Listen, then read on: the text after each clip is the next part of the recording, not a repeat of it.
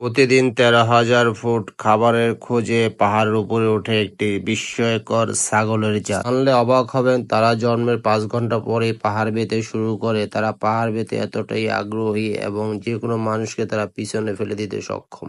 দুঃখ হলো সত্যি, তারা পাহাড় বেয়ে বাইতে গিয়ে ম্যাক্সিমাম ছাগল পা পিছলে পড়ে তাদের প্রাণ যায়। বর্তমানে বিভিন্ন প্রযুক্তির সাহায্য নিয়ে মানুষ এখন পর্বত আরোহণ করে থাকে। খুব একটা বেশি মানুষ এর সাহস দেখাতে পারেন। সেই ক্ষেত্রে বিশেষ একটি ছাগলের জাত যে দক্ষতা দেখায়, মানুষের তা দেখে চোখ কপাল উঠে যায়। আরোহণের দক্ষতা দেখে এই ছাগলের নাম দেওয়া হয়েছে মাউন্টেন গট বা পাহাড়ি ছাগল।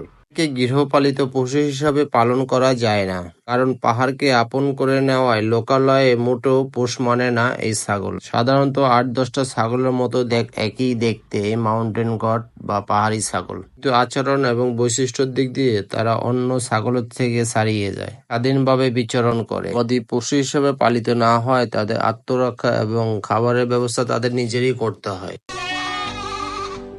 পূরণ করতে গিয়ে অবিশ্বাস্য সংগ্রাম এবং দক্ষতার পরিচয় দিতে হয় মাউন্টেড গড। ছাগলগুলো অত্যন্ত পরিবেশ পরিকূলে টিকে থাকতে পারে।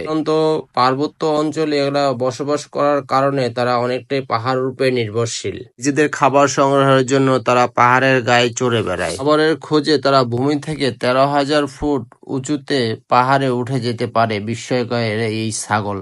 বিস্ময়কর এই ছাগলের জাতটি উত্তর আমেরিকা পার্বত্য এলাকায় দেখা যায়। ওই হিমালয় পার্বত্য এলাকায় এবং আফগানিস্তানে বসবাস করে মাউন্টেন গট।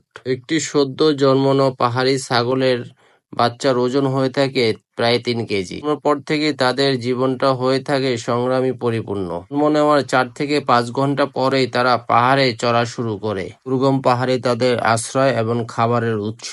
সাধারণত ৪৫ কেজি থেকে ১৪০ কেজি পর্যন্ত হয়ে থাকে এই পাহাড়ি ছাগল। তাদের শরীরের গঠনও হয়ে থাকে সকল পরিবেশে টিকে থাকার উপযোগী। পার্বত্য এলাকায় অনেক সময় বিরাজ করে -৪০ ডিগ্রি শীতল তাপমাত্রা।